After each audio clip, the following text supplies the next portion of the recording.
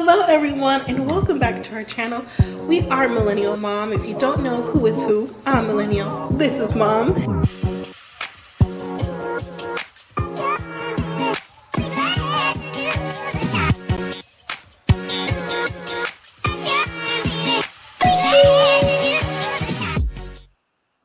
Hello everyone and welcome back to our channel. If you're new here, I'm Mom or Kay from Millennial Mom, and today we're going to talk about Match Me Abroad, Season 1, Episode 12. It's finally the season finale, so we get a wrap-up of every single who came on the show, whether they are still talking to their match abroad or not. So let me go ahead and pop up the picture for those of you who may not know what I'm talking about with this show.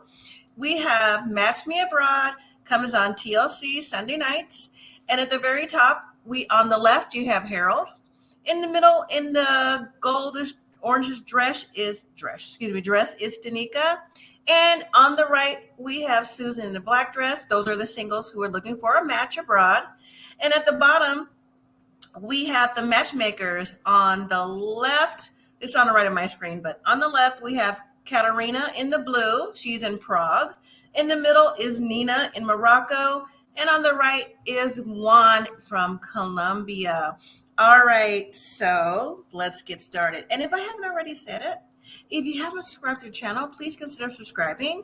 Join the family. We do other reviews on this channel over here. The 90-Day Franchise, Married at First Sight. We do the tell-all. So tell a friend to tell a friend. Leave your comments so I know what you think about this episode and others that I do on this channel. And like the video as well. And hello to everyone on the replay. Thank you for joining. Okay, so on tonight's episode, we see the final couples who are still in their keep saying couples every week. The final singles who are still at their destination. We have Harold, who's over in Prague, Chad in Colombia, Stanika has finally made it back home from Morocco, and Michelle, who's also in Prague. So we pick back up with Chad. And do I have his picture up? Chad, where are you? Let me see. Let me grab a quick picture of Chad, and then we'll go from there. Did I download Chad? Give me a sec. Here's Chad right here. Okay. So, excuse me, everybody. Let me bring Chad up. So here's Chad. Okay. When we see Chad, he is very upset with his date, Maria. Chad is asking Maria different things. He's asking her, so do you like me or not? He was asking her, do you want to FaceTime my mom? Maybe you could talk to her just to say hello. He said, do you want to be in a relationship with me? Do you want to come back to America with me? Just bombarding her with question after question after question. Now, when Maria said, now this is all over dinner and drinks, but they didn't get to the dinner part. They just had drinks. And to be honest, it looked like Chad was already in on the drinks, but maybe that's just who he is, how he looks, but it kind of gave me that vibe. Now, when Maria said, oh, well, no, I just want to, and then she didn't even finish her sentence before Chad jumped up and said, you know what? This is exactly what I thought. I don't need to be here. And then he walked off, and he was talking a whole lot of trash when he walked off. Like, you know what? If she don't want to be with me, then why am I here? That's the whole point of me coming to Colombia. I know women like her. I mean, just on and on and on. Okay, so then Maria gets up and said, Chad, please come back to the table. Let's finish talking, because I didn't get to finish what I was saying.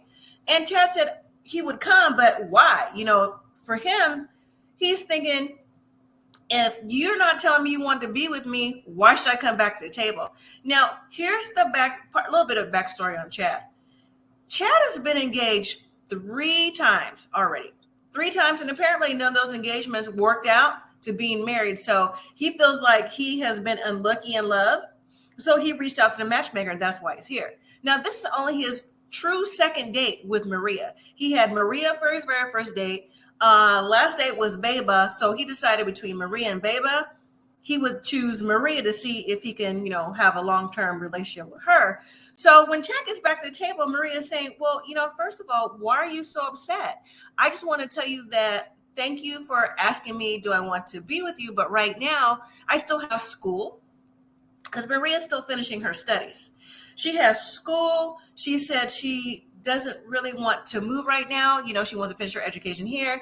And then for the time being, because I still don't know you, we can just be friends and see where this goes. Chad is not trying to hear this. He gets up again and is like, you know what? You brought me back to this table just to blow some more smoke up my ass? No, or smoke out your ass. Either way, that was his point. He gets up, he storms off again, then he goes outside to the Uber that's waiting for the driver, Juan. There's two Juans on the show. There's a driver Juan and the matchmaker Juan. They work for the same group, right? So he's saying in the car that, you know, he's known women like her before. He knows the game. He's not here to play games. He don't want to be played. He's like, what is the point of me being in Colombia, you know, if I can't have a relationship? And what's the point of me being friends with you? Because I'm not coming back to Colombia. Don't you understand that? I don't need any more friends. I'm like, well, you can't rush. You can't push anybody to be with you on the second date, Chad. Here is my issue. So I'm going to go on a little bit of a rant. So when we learned that he was engaged 3 times and it didn't work out, with the issues that he's putting onto Maria, that is clearly anger, resentment, and hurt from his previous relationships that didn't work out. And if he's rushing to push Maria into a relationship this fast and already FaceTime his mom this fast, and these anger issues that keep coming up, can you imagine what he did in the first 3 engagements that we did not see? That's part of the reason why I'm guessing that he and those relationships didn't work out. Because imagine him off camera. Because if he's so angry on camera like this, imagine him when we didn't know who Chad was. It comes across very aggressive, very verbally abusive. So Chad has a lot of therapy he needs to work through for whatever reason.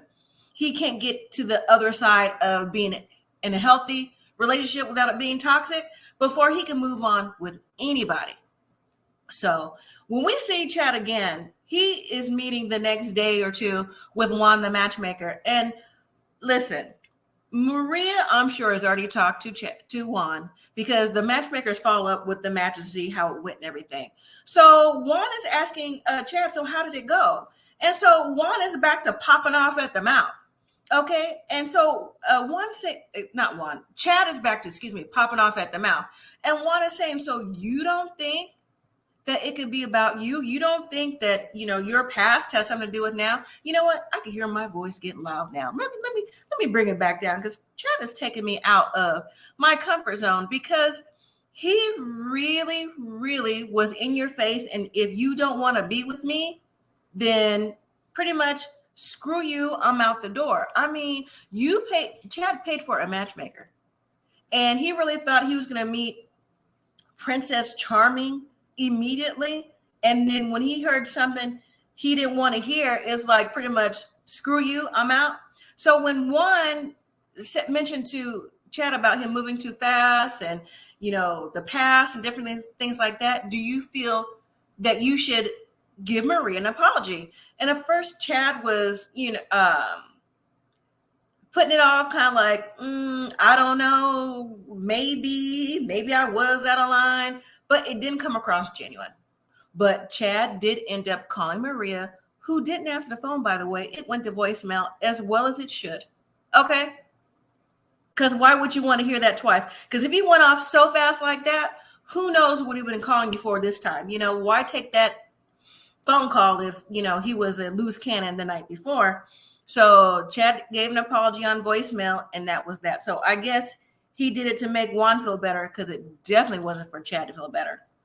So when we see Chad again, he is packing up his things to come on back home to the States and get his life back together. And he said he's going to, focus on work and, maybe in time look for another relationship. I say look for a therapist.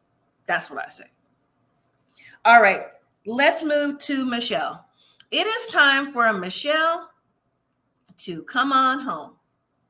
Now, before Michelle comes home, it's the day after her date with Pavel, who she just met. They had a really good time. They went to a masquerade type activity that was set up by matchmaker Katarína. They were talking about intimacy and what they liked as far as being intimate and how open they would be, and just different little questions to get to the core of if they had the same values, the same morals, and the same, way of life that they wanted to go in the future. And Michelle feels like Pavel could possibly be the one. She said no one has ever opened themselves up like that to her at all. Now, Michelle she described herself as a feminist, and to see Michelle bring some of those walls down was refreshing, because Michelle was coming across like she had those walls up and made of steel, and nothing was coming through if you didn't even meet like an inch of expectation that she had for a man in her life. So I'm happy to see that. Now, also too, Pavel said that he was going to take Michelle to the airport the next day, and he showed up to take her. Michelle was happy. She was grinning from ear to ear. That was the most that Michelle has smiled on this whole entire experience, even though she's one of the last individuals, singles, to come over to any destination to meet any matches. She still seemed like, this was a home run. It was a winner for her. Now, on the way to the airport, Pavel was saying, you never know. I hope I can see you again. Maybe we can set up some trips and come back and forth to see each other, and maybe we could be a couple. And so Michelle was like, oh, I like that. So that was it for Michelle. And again, I'm happy that those walls came down. I really am, because it just didn't seem like it would at all, because she just has such a tough exterior. All right, so let's move to Stanika. Stanika has made it back home from Morocco. She said she's been back for 3 days. She says she's missing Nordeen. Now, Stanika's getting ready. She put on makeup, and she got her dog there. The dog has on a little outfit too, because Nordeen will be calling shortly, and they're going to FaceTime. So when we see Nordeen is smiling from ear to ear too. Stanika says that she communicates with Nordeen quite frequently, and she's in touch, and they are in an official relationship. And I'm like, okay, cool. An official relationship. That's exactly what you needed. Now, some people find it interesting that Stanika has never been in a relationship before. So I really think that she needs to clarify just a little bit. Is it like a true official relationship to where, you dated someone for a while, or you just had an on and off boyfriend or whatever growing up? Maybe she don't count the two as the same. So anyways, during their FaceTime, Nordeen was cute though. He was talking about, I miss you. I can't wait to feel your closeness. We need to have our own personal space, if you know what I'm talking about. And Stanika was like, ooh, for real, we do? So you know how Stanika does. She's like, ooh, she got lots of expressions. So he asked, Nordeen asked Stanika, so when are you going to come back to see me? Next month? And Stanika says, oh, no, not that soon. Maybe the month after next. I'm sure it takes a little bit of cash to go back and forth to another country, so maybe she got to get her funds in a row, and maybe her work lined up too, so she can go on there for a couple of days. And so then the conversation of a visa coming up. So Stanika says, so when do you think you'll be able to see me? And so Nordeen says, well, he's tried to apply for the visa, but it could take quite some time, a few years to get it approved. But then he said to Stanika that it would be easier if you applied for the visa, and that way I can come, or maybe could get approved a little bit faster, because then it would be under, the umbrella of, you possibly being because he was a little evasive where he said it, future wife. And Stanika was like, okay now, right? So yeah, well, I hope that this works out for them. Stanika even said after the phone call that she can see a future with Nordeen that even involves family and children. So who knows? She could be moving to Morocco. And do we think Nordeen will come to Mississippi? That would be a culture shock for Nordeen for sure if he ever makes it to Mississippi. All right. Finally, let's move to Harold. Harold is meeting with Michaela today after the date the night before. Actually, it was a quick meetup because Harold is also on his way home, and he wanted to meet Michaela one last time before he headed out. So he went to her city to meet with her, and they had lunch or dinner, and that's when Harold asked Michaela if she wanted to be his girlfriend. And Michaela said, you know what, it's too soon. I don't really know you yet, but we could be friends. Take it slow. Harold was a little bit heartbroken about that because in his luggage, he brought an engagement ring. But, he said he's happy that he hadn't given it to her yet. And so it's, again, like I said, it's the next morning. Michaela comes to his hotel room just for a quick little daytime activity before Harold's got to get back on that bus to the hotel so he can head on out to come back home to the States.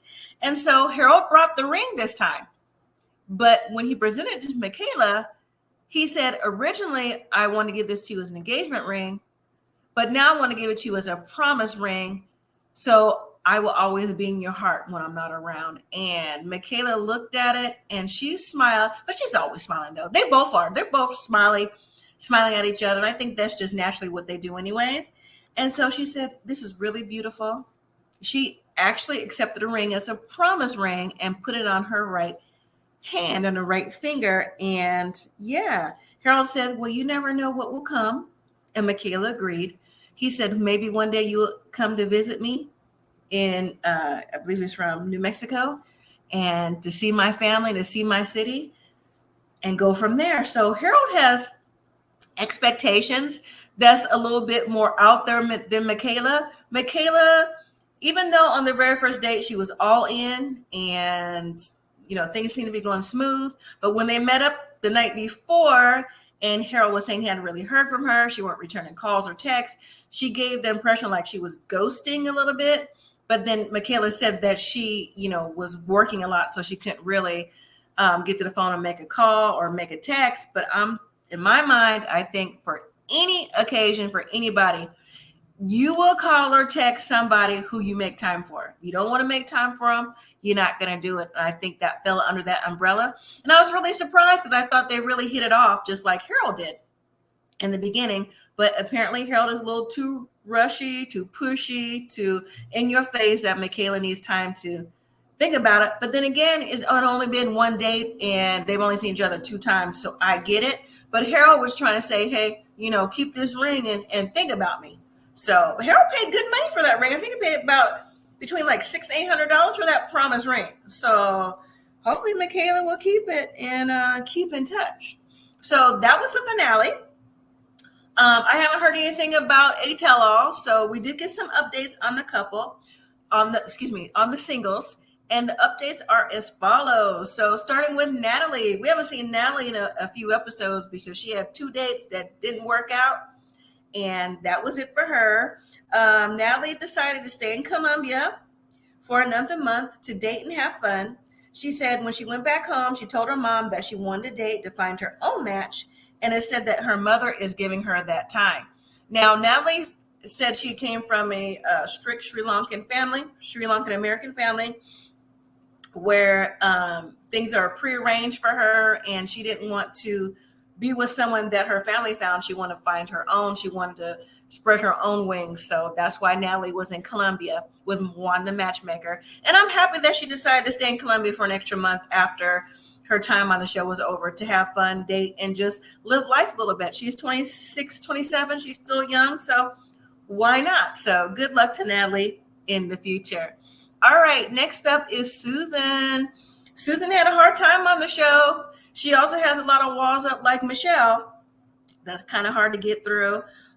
She didn't have really good dates at all till the very end, where she met Mauricio. So they had a good time. They exchanged numbers. Mauricio's daughter lives in New York where Susan lives. And so they promised to keep in touch. So the next time he comes in town, maybe they can meet up for a date. But Susan said that since she made it back home from New York, she says she's been texting Mauricio back and forth, but she's not waiting for him to visit. And she's even planning on moving to Italy. So good luck to Susan too as well. Susan is in her early 50s. So she's ready to restart her life again with a significant other and travel and do the things that she likes to doing. And I don't blame her. So good luck to Susan as well. Hopefully you've let some of those walls down with a little bit of therapy as well. Next up, we have Mark. Now, this is not the best picture of Mark. This when he was crying a little bit when he had a date with Huda, ghosted him. And yeah, Mark is 44 years old. He still gives frat boy vibes in a 44-year-old body. You know, it seemed like he never grew up the party boy ways. He's looking for a lifelong partner. He sees that his friends are married with children, and he wants that too. I understand that when you reach a certain part of your life, but Mark wants them, his soon-to-be partner, wife, in the future to hold their own, which is nothing wrong with that. But he put in there that not only do they have to hold their own, he doesn't want to help them out any type of way. He don't want to like provide any financial assistance or do anything of that nature. And I'm like, well, if you're a partnership, then, you know, if one needs something and the other needs something, it's vice versa. It's a partnership. So that's where Mark is like kind of missing the mark, no pun intended with that. But he says that even though he's been back from Morocco, he has not heard back from Huda, who ghosted him. He said he's gained a new perspective and vulnerability while dating abroad. He said he's dating again in the States this time, and he hopes to find a wife. Well, good luck to you too, Mark, in the future. Okay, next up is Chad once again. Chad says Maria has accepted his apology. He says since he's been home, they haven't talked since he's been back. I mean, can he blame her? Well, yeah, he can, because that's on him. He thinks that that's her problem. Okay.